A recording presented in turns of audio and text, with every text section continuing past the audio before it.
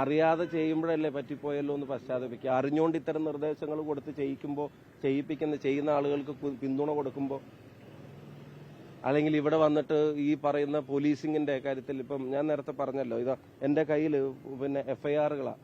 Bomb case, മൊകേരിയിലെ ബോംബെറിഞ്ഞു വനിതാ league പ്രവർത്തകയുടെ, ഇതുവരെ ഒരാൾ അറസ്റ്റ് ചെയ്തിട്ടില്ല. മണിയൂരിൽ വിഷ്ണു എന്ന് പറയുന്ന ഇപ്പോഴത്തെ കോൺഗ്രസ് പഞ്ചായത്തുമാരുടെ വീട്ടിലേക്ക് ബോംബെറിഞ്ഞു, ഇതുവരെ ഒരാൾ അറസ്റ്റ് ചെയ്തിട്ടില്ല. കക്കട്ടിൽ പൊക്കേട്ടൻ എന്ന് പറയുന്ന RMP പ്രവർത്തകന്റെ സഖാവിന്റെ വീട്ടിലേക്ക് ബോംബെറിഞ്ഞു, ഇതുവരെ ആരെയും അറസ്റ്റ് ചെയ്തിട്ടില്ല. ഇങ്ങനെ അക്രമങ്ങൾ നടക്കുമ്പോൾ പോലീസിനെ കൊണ്ടൊരു നടപടി എടുപ്പിക്കാതെ അതിനൊക്കെ പിന്തുണ പ്രഖ്യാപിച്ച് ചെടിച്ചട്ടി കൊണ്ട് മനുഷ്യരുടെ തലക്കടിക്കുമ്പോൾ രക്ഷാപ്രവർത്തനമാണ് എന്ന് പ്രസംഗിക്കുന്ന ആളുകൾ എന്ത് പശ്ചാത്താപം ഉണ്ടാവും ഞങ്ങൾ വിശ്വസിക്കേണ്ടത്?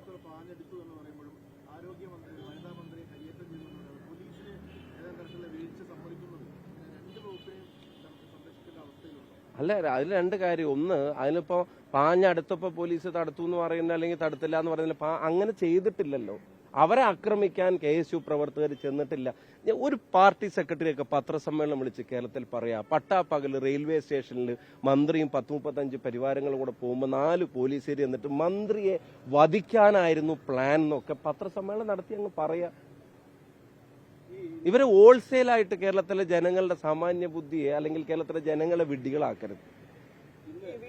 മെഡിക്കൽ റിപ്പോർട്ടിനകത്ത് ചില കാര്യങ്ങൾ പറയുന്നുണ്ടല്ലോ. അവർക്ക് നേരത്തെ ഈ പറഞ്ഞതുപോലെ കഴുത്തിന് പരിക്കേറ്റു തുടങ്ങിയ കാര്യങ്ങളൊക്കെ പറയുന്നുണ്ട്. പിന്നെ ആശുപത്രി അധികൃതരുമായി സംസാരിക്കുമ്പോൾ അവർ പറയുന്നത് ഇവർക്ക് നേരത്തെ ഉണ്ടായിരുന്ന പരിക്കുകളുടെ കൂടെ ഇതുകൂടി വന്നപ്പോഴാണ് അങ്ങനെ ഒരു വേദന വരുന്ന സാഹചര്യം ഉണ്ടായത് തുടങ്ങി അങ്ങനെയുള്ള കാര്യങ്ങൾ മെഡിക്കൽ റിപ്പോർട്ടിന്റെ ഭാഗമായി പറയുന്നുണ്ട്. അതിന് തീരെ മുഖവിലേക്ക് എടുക്കുന്നില്ല എന്നാണ്. ഇല്ല, ഞാൻ പറഞ്ഞല്ലോ, ആരുടെയും പരിക്കിനെ ഞങ്ങൾ പിന്നെ പരിഹസിക്കുന്നില്ല.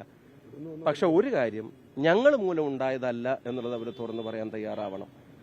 കാരണം നിങ്ങൾ ഉൾപ്പെടെയുള്ളവർ സംപ്രേഷണം ചെയ്ത ഒരു വിഷ്വലിലും ഞങ്ങളുടെ സഹപ്രവർത്തകർ അവിടെ പരിക്കേൽപ്പിക്കുന്നത് കാണുന്നില്ല. കൈയിന്റെ ഇവിടെ കാണിച്ച ഒരു പാട് പോലും KSUവിന്റെ കുട്ടികളുടെ തലയിലാണ് ആദ്യം കൊണ്ടുവച്ചത്. കൈയിനും കഴുത്തിനും പരിക്കേറ്റു എന്നല്ലേ പറഞ്ഞത്.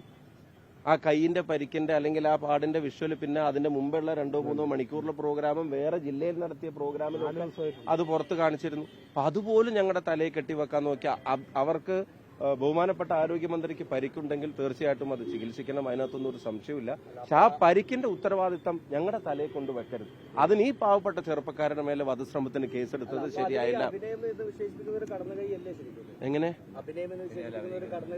അതിന് ഇല്ലാത്ത കാര്യങ്ങൾ അല്ല, എന്തുകൊണ്ടാണ് അഭിനയം എന്ന് വിശേഷിപ്പിക്കുന്നത്? അഭിനയം എന്ന് വിശേഷിപ്പിക്കുന്നതിന്റെ കാരണം ഈ വിഷ്വലിലൊന്നും അങ്ങനെ ഒരു പരിക്കേൽക്കുന്ന കാര്യം അവിടെ കാണുന്നില്ല. പിന്നെ നേരത്തെ ഉണ്ടായിരുന്ന പരിക്കുണ്ടായിട്ടുണ്ടെങ്കിൽ എനിക്ക് അറിഞ്ഞൂടാ, അതിന് നമുക്കറിയണ കാര്യമല്ലല്ലോ.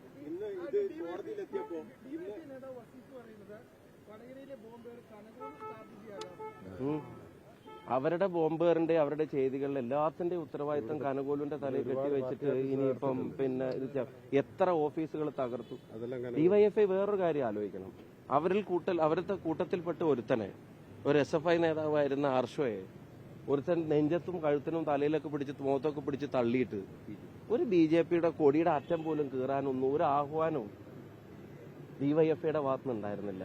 ഇപ്പൊ BJPക്ക് നോവരുതെന്ന് നിർബന്ധമുള്ള DYFI ഇല്ലാത്ത ഒരു അക്രമത്തിന്റെ കഥ KSU പ്രവർത്തകരുടെ തലയിലിട്ടിട്ട് കേരളത്തിലുടനീളം അക്രമം പിന്നെ നടത്തിവിടുക. ഇവിടെ പാർട്ടി ഓഫീസ് കത്തിച്ചതാരാ? ഇവിടെ സ്തൂപങ്ങൾ തകർത്ത ആരാ?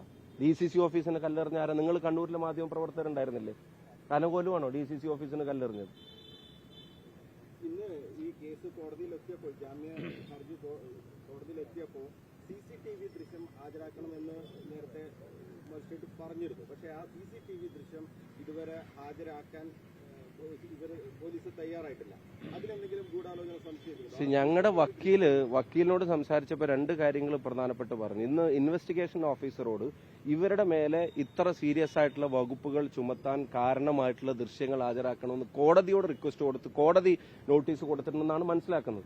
രണ്ടാമത്തെ താങ്കൾ ചോദിച്ച പ്രധാനപ്പെട്ട ചോദ്യം അത്. രണ്ടാമത്തെ കാര്യം, ഇവരെ കോടതിയിൽ ഹാജരാക്കിയ സമയം നിങ്ങൾ ശ്രദ്ധിച്ചോ? ആ സമയം നിങ്ങൾ ശ്രദ്ധിച്ചായിരുന്നു? വൈകുന്നേരം 3 മണിക്ക് 3:15 പിന്നെ അറസ്റ്റ് ചെയ്തിട്ട് പിറ്റേ ദിവസം 24 മണിക്കൂർ വരെ സമയമുള്ളപ്പോൾ കോൺഗ്രസ് നേതാക്കന്മാരോട് ഞങ്ങൾ പിറ്റേ ദിവസമാണ് കോടതിയിൽ ഹാജരാക്കുന്നതെന്ന് പറഞ്ഞിട്ട് പുലർച്ചെ 3 മണിക്കോ 4 മണിക്കോ ഒരു സത്യം പറഞ്ഞ ഒരു ലീഗൽ എയ്ഡ് പോലും ഇല്ലാത്ത സമയത്താണ് ഇവരെ കൊണ്ടുവന്നിട്ട് കോടതിയിലേക്ക് ഹാജരാക്കുന്നത്. അങ്ങനെ രഹസ്യമായി ഇവരെ കടത്തിക്കൊണ്ടുപോകേണ്ട കാര്യം എന്തായിരുന്നു? തീവ്രവാദികളൊന്നുമല്ലല്ലോ. രഹസ്യമായി കടത്തിപ്പോകേണ്ട കാര്യം എന്തായിരുന്നു? അപ്പം പോലീസ് ഇതിനകത്ത് എല്ലാം CPM-ന്റെ തിരക്കഥക്കനുസരിച്ച് പാർട്ടി കൊടുക്കുന്ന നിർദ്ദേശങ്ങൾക്കനുസരിച്ചിട്ടാണ് പോലീസ് എല്ലാ പണിയെടുക്കുന്നത്. അതിനൊരു അറുതി വരും. കാരണം ഞാൻ നേരത്തെ പറഞ്ഞല്ലോ, ഭരണമൊക്കെ തീരുമാനിക്കുന്ന ജനങ്ങളാണല്ലോ.